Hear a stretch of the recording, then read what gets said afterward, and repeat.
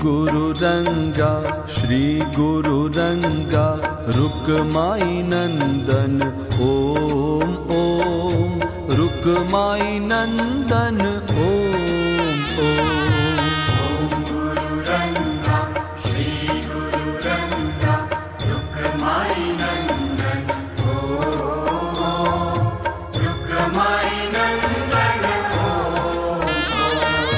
रुक्माई नंदन ओम ओम रुक्माई नंदन ओम ओम। रुक्माई नंदन ओम ओम रुक्माई नंदन ओम ओम। रुक्माई नंदन ओम ओम रुक्माई नंदन ओम ओम।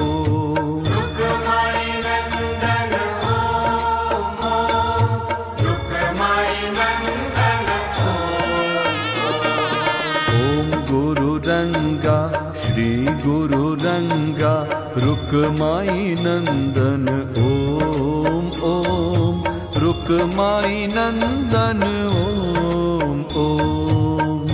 गुरुरंगा श्री गुरुरंगा रुक्माई नंदन ओम ओम रुक्माई नंदन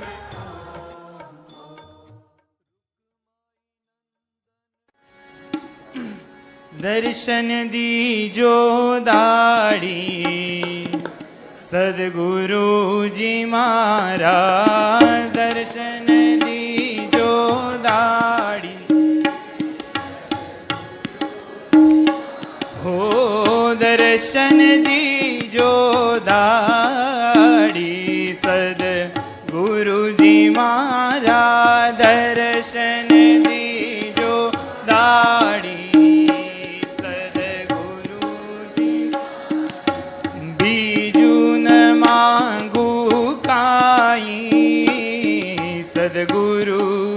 मारा। बीजू न मांगाई सद्गुरु जी मां। तम दर्शन थी जन्मो जन्मना। तम दर्शन थी टळशे अमारा पाप। सद्गुरु जी मारा दर्शन दीजो दाड़ी सद्गुरु। हृदय कमळनी सज बिछावी। हृदय कमळनी हो हृदय कमळनी सज बिछावी। हृदय कमळनी सेज बिछा जो निस दिन वाट। सद्गुरु जी मारा दर्शन दीजो दाड़ी सद्गुरु जी। ऊंची थाव नीची थाव अगासी चढ़ी जो। ऊंची थाव नीची थाव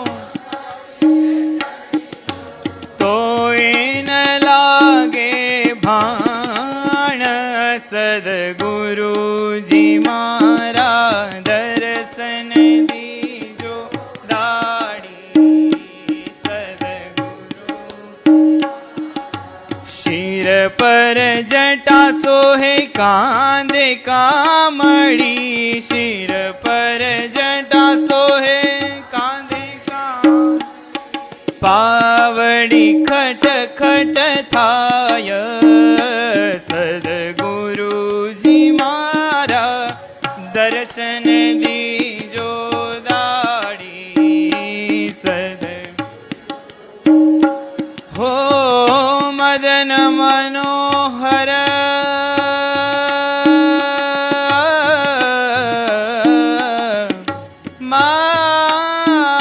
मदन मनोहर मदन मनोहर मूर्ति निहारी। मदन मनोहर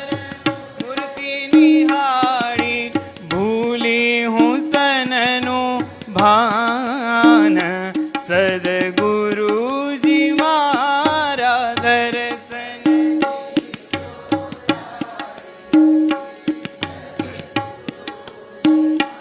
હો રંગ દીવાની દીવાની દીવાની દીવાની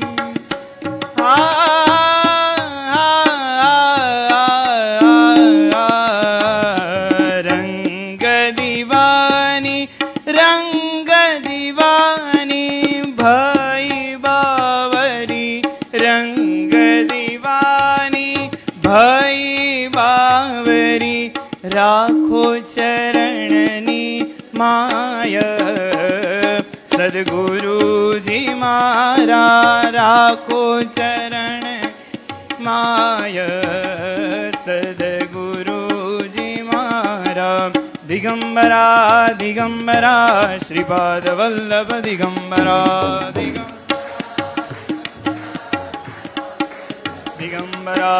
દિગંબરા દિગંબરા શ્રીપાદ વલ્લભ દિગંબરા દિગંબરા દિગંબરા શ્રીપાદ વલ્લભ હો દિગંબરા દિગંબરા શ્રીપાદ વલ્લભ દિગંબરા દિગંબરા દિગંબરા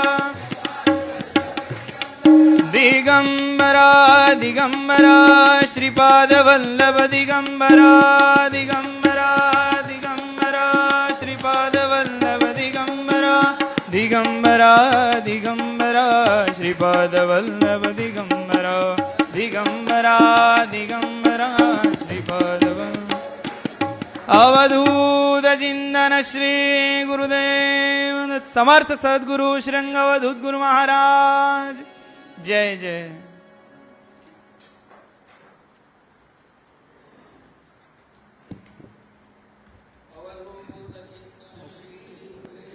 દત્ત અવધૂત ચિંતન શ્રી ગુરુદેવ દત્ત. રિસીસ પછીના ત્રીજા સત્રમાં આપ સૌનું સ્વાગત છે અને સાથે સાથે આપ સૌને પ્રણામ. ભલે રહે સંસારમાં ચૂકે ભજનના જેહ ના પસ્તાએ એ કદી એમાં સો સંદેહ એમાં ના સંદેહ જેવું જેનું આચરણ તેવું થાય સ્મરણ માટે ચેતી પ્રથમથી કરવું સદા ભજન લગાડ લગની ભજનની જગાડ આત્મવિવેક ભગાડ ભેદો જે થકી થાઉં અસંગ છેક ના જાણી કીધા હરે જગમાં નાના ફંદ ત્વદ ભજનામૃત સ્વાદમાં ફરું હવે સ્વચ્છંદ. આપણે સૌ ત્રીજા સત્રની અંદર આપણા સૌનું પ્રિય પુસ્તક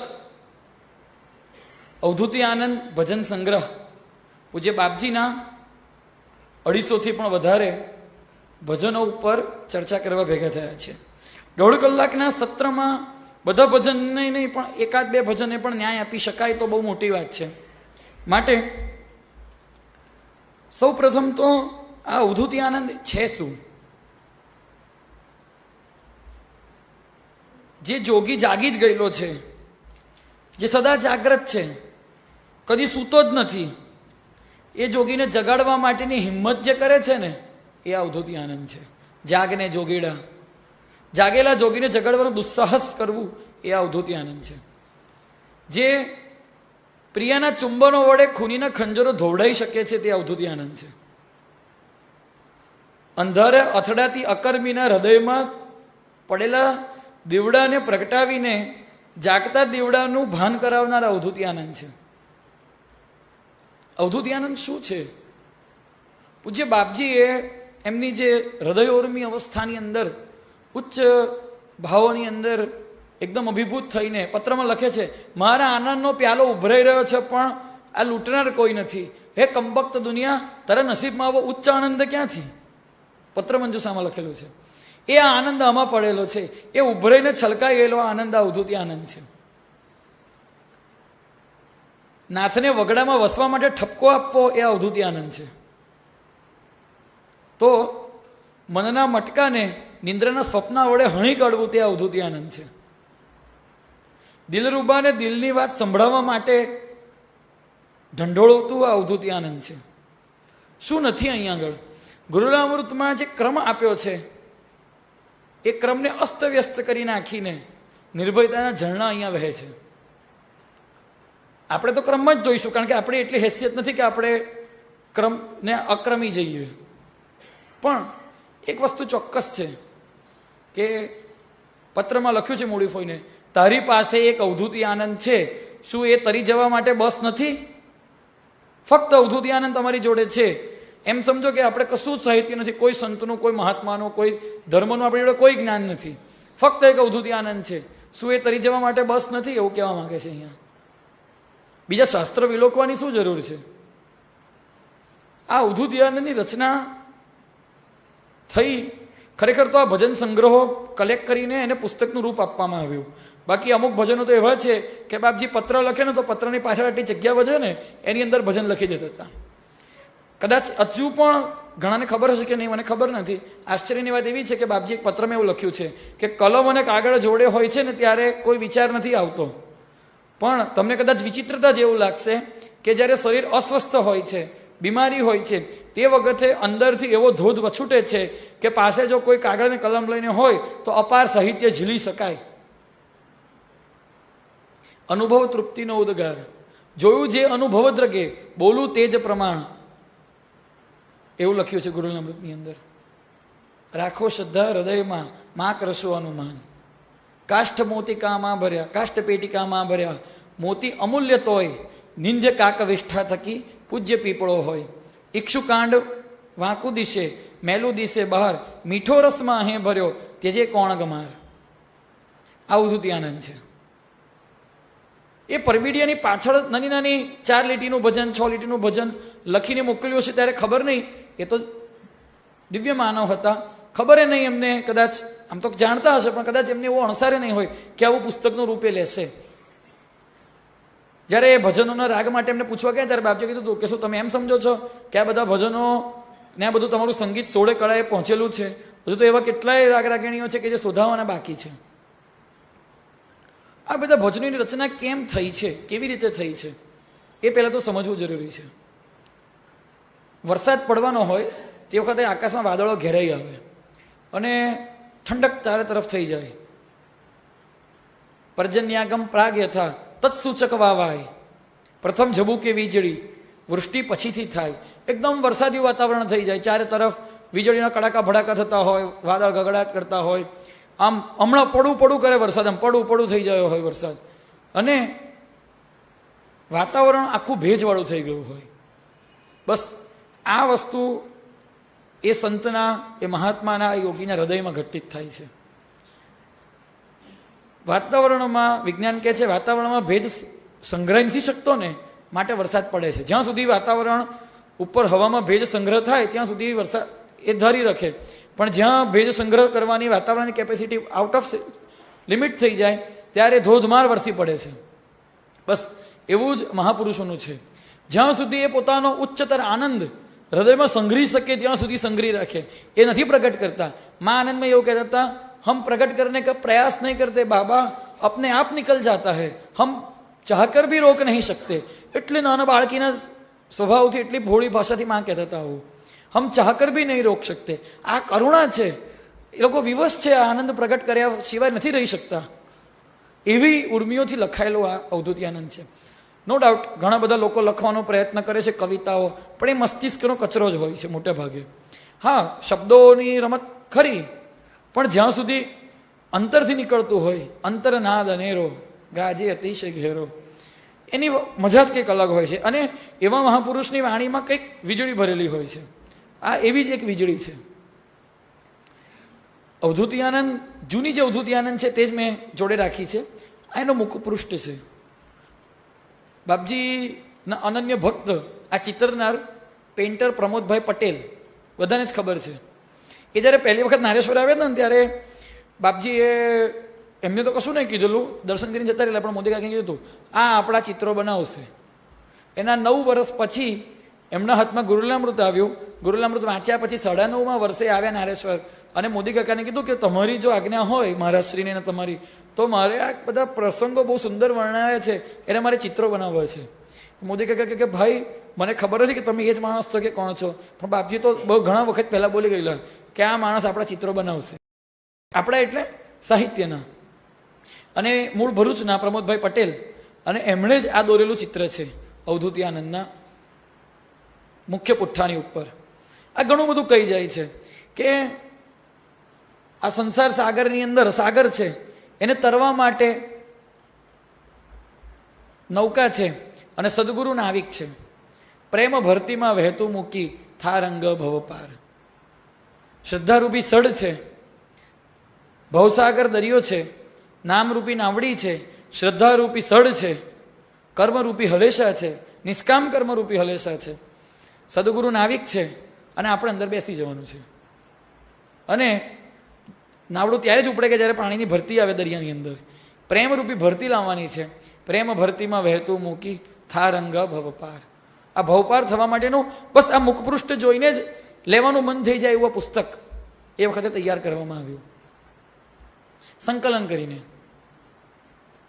એવી જ રીતે જ્યારે મહાપુરુષ પોતાનો આનંદ દબાવી નથી શકતા, સમાવી નથી શકતા, ત્યારે આવા ભજનો દ્વારા હવે કહેવું પણ કોને કહેવું? પાછો પ્રશ્ન આ છે, મારે મારા પોતાના હૃદયની વાત કોઈકને કરવી હોય તો કોને કહેવી? દિલરૂબા દિલ કી સુનાઉં, પણ દિલરૂબા હોવા તો જોઈએ ને જોડે કોઈ. પ્યારે દેશી મિલે તો દિલ કી કહું, પરદેશી મેરી બાત ન બૂझे, આવું બાપજી પત્રમ લખ્યું છે. દેશી મળવા તો જોઈએ ને પોતાના. મારે ગુજરાતીમાં બોલવું છે અને કેલાણાની અંદર મને ઊભો કરી દે તો કેવી રીતે બોલાય? આવી ઉચ્ચ અવસ્થાએ પહોંચેલી વ્યક્તિની વાત બોલ્યું આપે આપે જ લહે એના જેવી છે. પોતાની વાતે પોતે જ સમજી શકે, બીજો કોઈ સમજે નહીં, બીજો સાંભળે તો એને ગાંડો કે. માટે એમણે કાગળોમાં લખીને પોતાના નજીકના મિત્રો હતા તેમને મોકલાવી, પછી પાછળથી જે નજીકના ભક્તો થયા તેમને મોકલાવી. તો આવો આપણે અવધૂતી આનંદમાં પ્રવેશીએ. મૂડી ફોઈને લખ્યું છે કે અવધૂતી આનંદનો શતાંશ 100મો ભાગ પણ જો તને મળશે તો તારું જીવન પ્રેમમય થયા વગર નહીં રહે, તારું જીવન ધન્ય થયા વગર નહીં રહે. આપણે એ શતાંશ મેળવવાનો પ્રયાસ કરીએ. અવધૂતી આનંદ, બે શબ્દો બહુ સમજી લેવાની જરૂર છે. મેં કહ્યું હતું કે અવધૂત એટલે શું? આ ભાઈનો પ્રશ્ન પણ હતો. સીમાડાઓને વટાવી ગયેલો દિવ્ય ચેતનધારી વ્યક્તિત્વ એટલે અવધૂત છે. અવધૂત એટલે શું?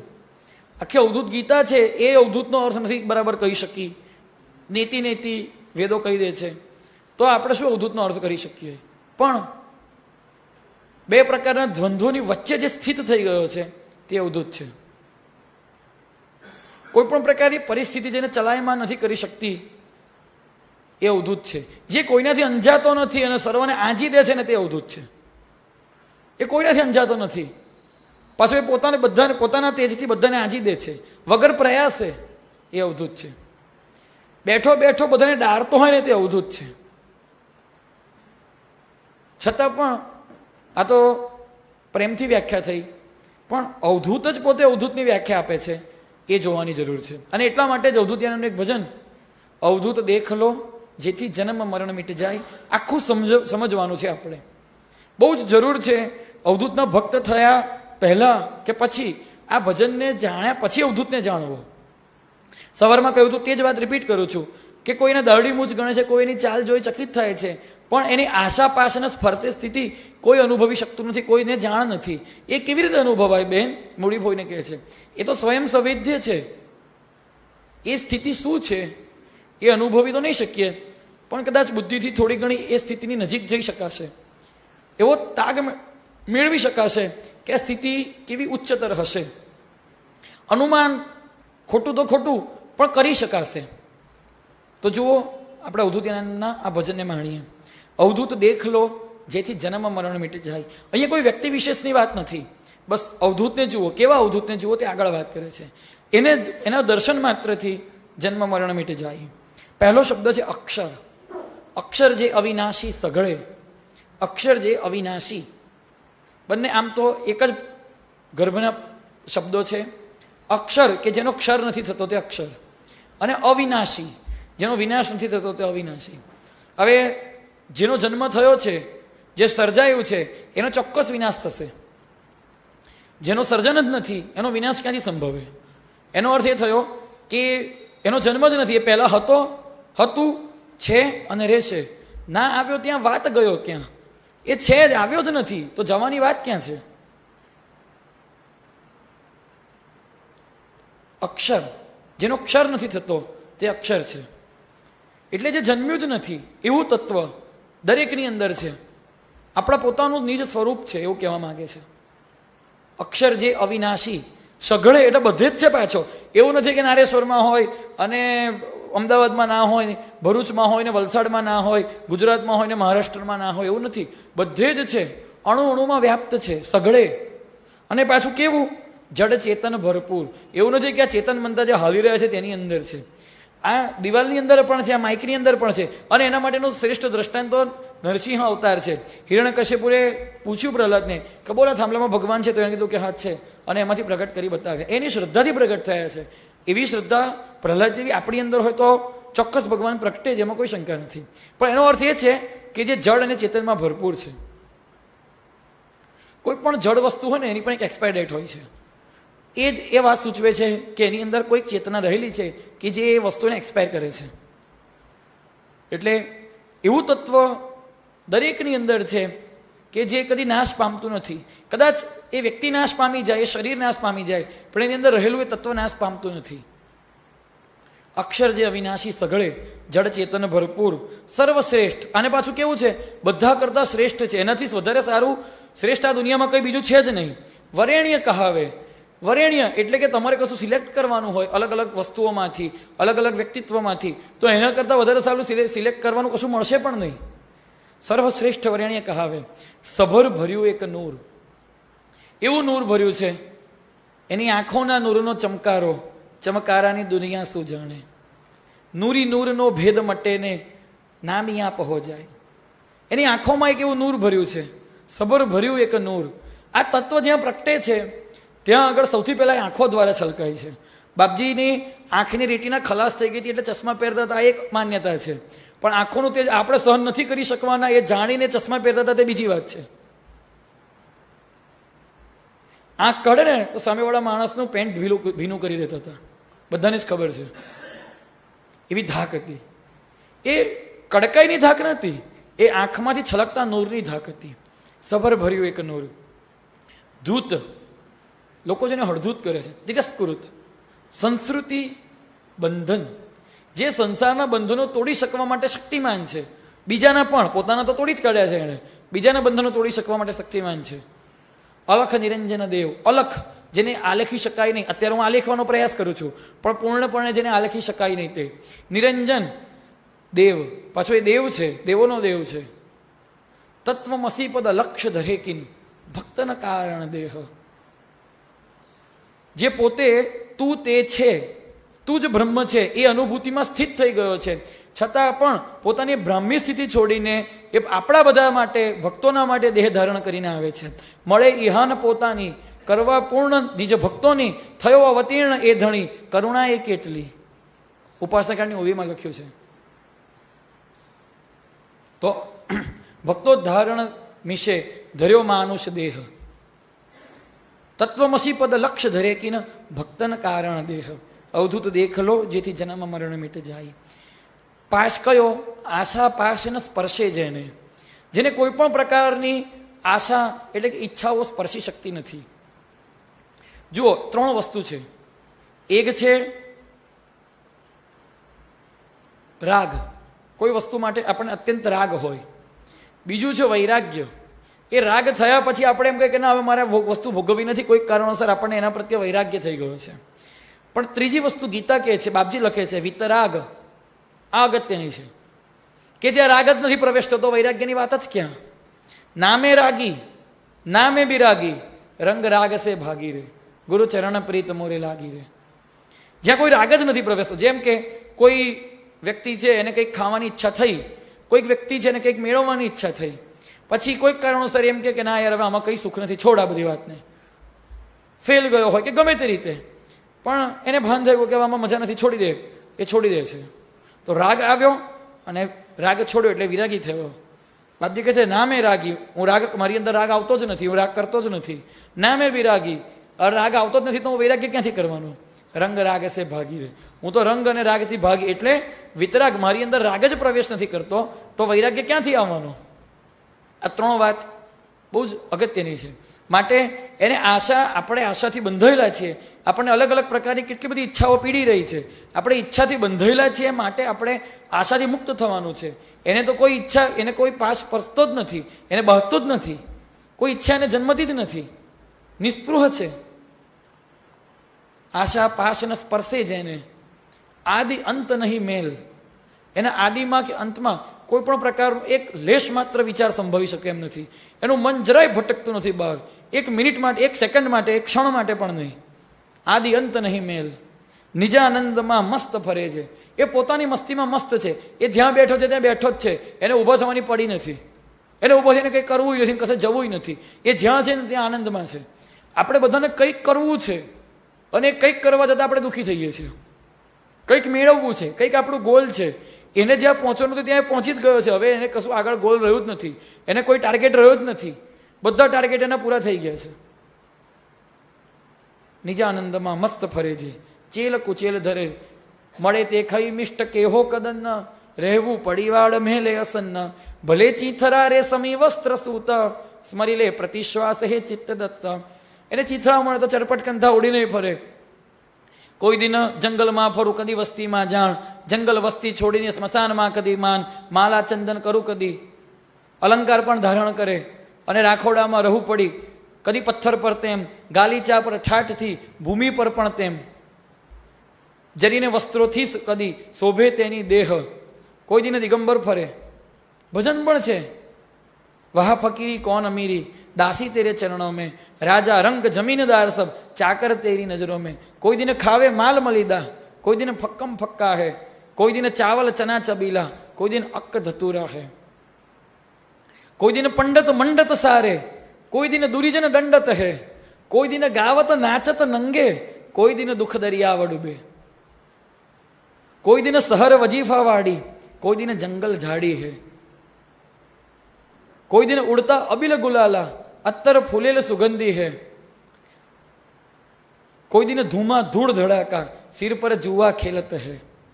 પણ આ આખા ભજન પછી છેલ્લે સાર આપ્યો છે કે બાહિર રંગ અનેક ધરે કિન, અંદર દેખત એક હી હે. વાહ ફકીરી કોન અમીરી, આ ફકીરી છે. અંદર દેખત એક હી હે, એની અવસ્થા બદલાતી નથી. એ ઠાઠ પર જુઓ, એક બહુ સરસ પ્રસંગ છે અક્કલકોટના મહારાજ સ્વામી સમર્થનો. એક દિવસ મહારાજ સરસ મોટા સિંહાસન ઉપર બેઠા હતા અને બધા ભક્તો ભજન કરતા હતા. મહારાજ સ્વામી સમર્થ એમની મસ્તીથી બેઠા હતા, દિગંબર અવસ્થામાં. એક ભક્ત આવ્યો સોનાની ચાદર લઈને, સોનાના તારથી વણેલી ચાદર લઈને મહારાજને ઉડાડી. મહારાજે ખુશ થઈ ગયા, વખાણ કર્યા એના. જનરલી અવધૂત આવું કરે નહીં, પણ કર્યા મસ્તીથી. એક જણો આવ્યો, ફૂલના શણગાર લઈને આવ્યો, જટા ફૂલની પહેરાવીને, હાથમાં ફૂલના કડા પહેરાયા, ગળામાં ફૂલનો હાર પહેરાવ્યો. મહારાજ તો દીપી ઉઠ્યા, બધા ભક્તો આમ આફરીન થઈ ગયા, શું સ્વરૂપ છે મહારાજનું. ત્યાં એક પંડિત આવ્યા. પંડિત કહે છે, અવધૂત થઈને, સાધુ થઈને, મહાત્મા થઈને આવો વેશ, આ તો કઈ સાધુતા છે? મહારાજ કંઈ બોલ્યા નહીં. પેલાને એમ લાગ્યું કે આ મહારાજ ગાંડો છે, આનામાં કંઈ એટલી બધી ખાસ બુદ્ધિ નથી, આ બધું ધતિંગ જમાવેલું છે.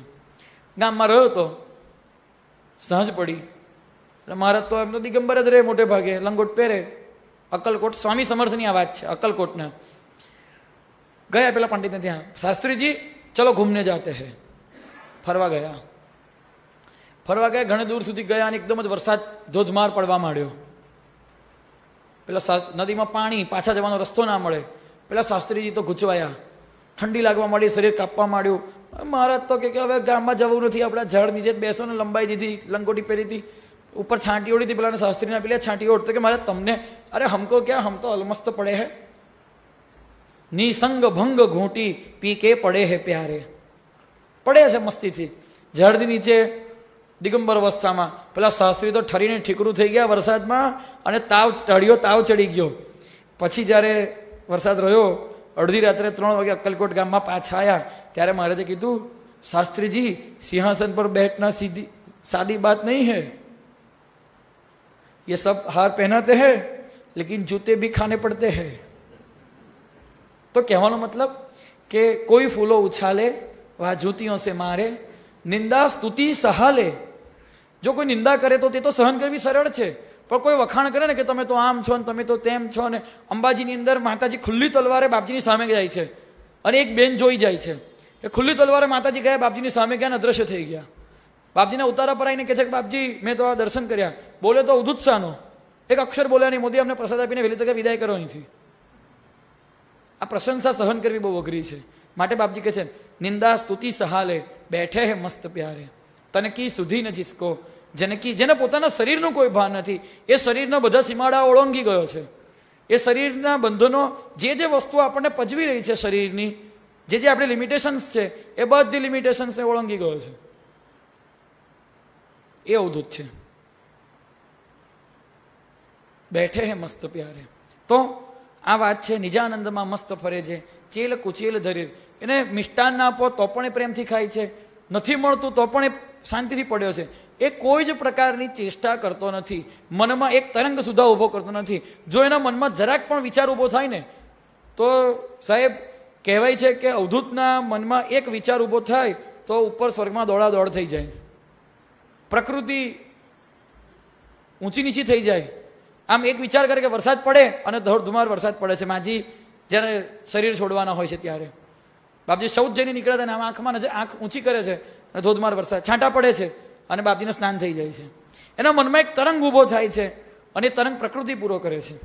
મહાપુરુષો કોઈ વિચાર કોઈ સંકલ્પ કરતા જ નથી, નિજાનંદમાં મસ્ત ફરે છે, ચેલ કુચેલ ધરેલ, વાસનાનો લેશ ને જેને, વાસના એટલે ફક્ત સ્ત્રીની કે પુરુષની એવું નહીં, પણ કોઈ પણ પ્રકારની કંઈ પણ મેળવવાની કંઈ પણ જવાની જેને વાસના લેશ માત્ર ઊભી જ નથી થતી, મારવાની તો વાત નથી, ઊભી થાય પછી મારવાની વાત છે, પણ કોઈ વાસના એને ઊભી જ નથી થતી।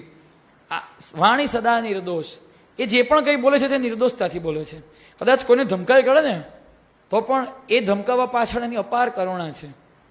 વાણી સદા નિર્દોષ, કોઈ પણ એક બાપજીએ અવધૂતી આનંદ જ્યારે આ પૂરું થયું ત્યારે તમે આગળ વાંચજો, અહીંયા આગળ એક ઇંગ્લિશમાં પેરેગ્રાફ છે, એ પેરેગ્રાફનું ગુજરાતી પણ નીચે આપ્યું છે, એમાં આ જ વસ્તુ નારેશ્વરમાં ઉડીને આવ્યો હતો આ કાગળ અને પછી અહીંયા આગળ આને સ્થાન આપવામાં આવ્યું છે।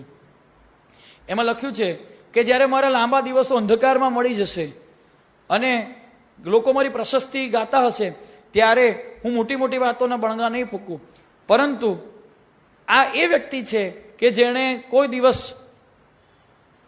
કોઈના દિલને ડંખ લાગે એવો એક હરફ સુદ્ધા ઉચ્ચાર્યો નથી, આવું જો કોઈ કહેનાર હશે તો મારા જીવને સંતોષ થશે, આવું કંઈક બાપજી આમાં લખાવડાયું છે। વાણી સદા નિર્દોષ, દેહ ભાવિ ભૂતની ચિંતા નહીં, વર્તમાન સંતોષ।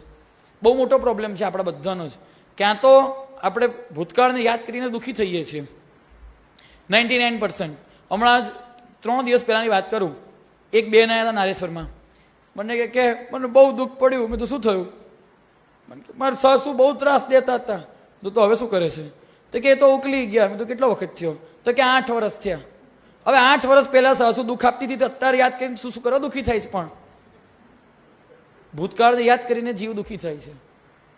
હવે કાલે કદાચ બહુ વરસાદ પડશે ને આપણે બધા ઘેર નહીં જઈ શકીએ તો, ટ્રેનો બંધ થઈ જશે, હાઈવે ચોકઅપ થઈ જશે ને આપણે નહીં જઈ શકીએ તો શું થશે આપણા બધાનું, કશું એવું થવાનું નથી, પણ આવું ભવિષ્યની ચિંતા કરીને આપણે દુઃખી થઈએ છીએ। ભૂતકાળની યાદથી અને ભવિષ્યની ચિંતાથી આપણે દુઃખી થઈએ છીએ, જ્યારે અવધૂત વર્તમાન સંતોષ, એને એ જ્યાં છે ત્યાં બેઠો છે, એને નથી તો ભૂતકાળનું એક અત્યારે જે ક્ષણ પૂરી થઈ એનો એક ક્ષણ પહેલાનો એને વિચાર નથી અને એક ક્ષણ પછી શું થશે તેની એને ચિંતા નથી। આ તરફ આપણે પણ ગતિ કરવાની છે। ભાવિ ભૂતની ચિંતા નહીં, વર્તમાન સંતોષ, અવધૂત, આવા અવધૂતને જુઓ જેથી જન્મ મરણ મીટ જાય। અવધૂત ક્યાં કોઈક જગ્યાએ કોઈ પણ પ્રકારનું પ્રયત્ન કરીને કોઈ કર્મ કરતો જ નથી। બાપજી જેટલા ગામોમાં ફર્યા છે ને, જેટલાના ઘરે આમંત્રિત થયા છે ને, એ બધા લોકો એટલા બધા ભાવથી એટલા બધા કાલાવાલા કરીને પરાણે લઈ ગયા છે। જો કોઈ એવું કહે કે બાપજીએ સામેથી કીધું હતું કે હા એનો ભાવ હશે તો કદાચ કીધું હશે, પણ કહેવાનું તાત્પર્ય કે એમની પોતાની કોઈ ઈચ્છા નથી કે મારે ક્યાંય જવું છે કે મારે કોઈકને મળવું છે। એક વખત બોલ્યા હતા બાપજી, શંકરાચાર્ય ભગવાન એ વખતના શંકરાચાર્ય હતા, એમણે કીધું કે અમને આમંત્રણ નથી. ત્યારે બાપજી કીધું હતું કે નારેશ્વર કે મારા બાપનું નથી, અહીંયા બધા જ આવી શકે છે, તમારું જ છે નારેશ્વર. અવધૂત કોઈને આમંત્રણ આપતો નથી અને આવે છે તેનો પૂર્ણ સત્કાર કરે છે. તો કહેવાનો મતલબ ભાવિ ભૂતની ચિંતા નહીં, વર્તમાન સંતોષ. દેહ તણો